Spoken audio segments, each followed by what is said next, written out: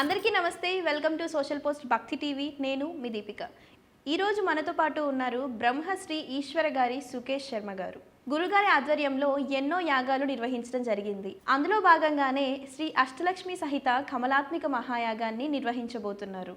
అసలు ఈ యాగం యొక్క ప్రాముఖ్యత ఏంటి, ఈ యాగంలో ఎవరు పాల్గొనవచ్చు, ఈ యాగం చేయడం వల్ల మనకు కలిగే ప్రయోజనాలు ఏంటి అనే విషయాల గురించి గురుగారిని అడిగి తెలుసుకుందాం.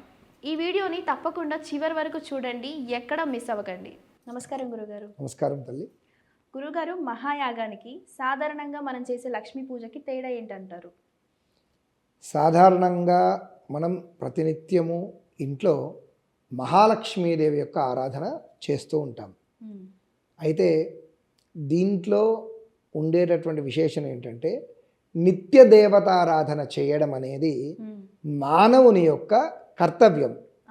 ఇది మానవుని యొక్క వ్యక్తిగతమైనటువంటి జీవన విధి విధానంలో వ్యక్తిగతమైనటువంటి అవసరాలను తీర్చుకోవడం కొరకై, అలానే మానవుని యొక్క వ్యక్తిత్వ వికాసాన్ని పెంచుకోవడం కొరకై నిత్య దేవతారాధన నిత్యానుష్ఠానంలో ప్రతినిత్యము మహాలక్ష్మీదేవిని పూజ చేస్తూ ఉంటాం.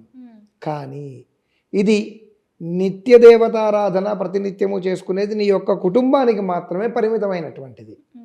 కానీ ఇటువంటి మహత్తరమైనటువంటి యాగములు చేయడం వల్ల లోకా సమస్త సుఖినో భవంతు, నీ వల్ల నీ యొక్క కుటుంబానికే కాకుండా ఈ ప్రపంచానికి కూడా విశ్వ కళ్యాణం జరగాలి.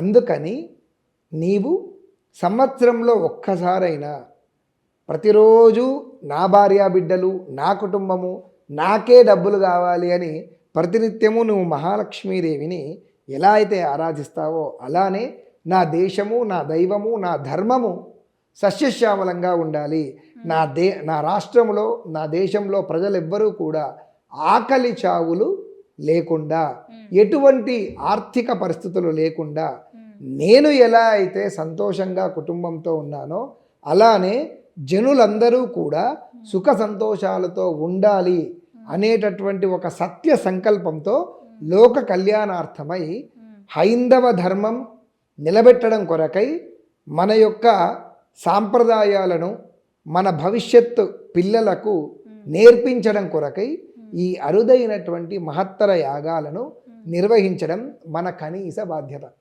దీని ద్వారా ధర్మం నిలబడుతుంది, దైవం కనబడుతుంది, అలానే దేశము సుభిక్షమై అందరము కూడా వసుదైక కుటుంబంలా సొంత అన్నదమ్ముల్లాగా కలిసి ఉండడం వల్ల ఇతర మతస్థులకు లేదా ఇతర సంస్కృతులు ఎవరైతే ఈ పాశ్చాత్య విష సంస్కృతి సాంప్రదాయాలను భారతదేశంలో ఇమిడీకరించి మన యొక్క సనాతన ధర్మానికి హాని కలిగించాలి అని ఎవరైతే చూస్తున్నారో వాళ్లకు మనం అవకాశం ఇవ్వకుండా ఇటువంటి యాగాలు అనేటివి ఉపయోగపడుతూ ఉంటాయి.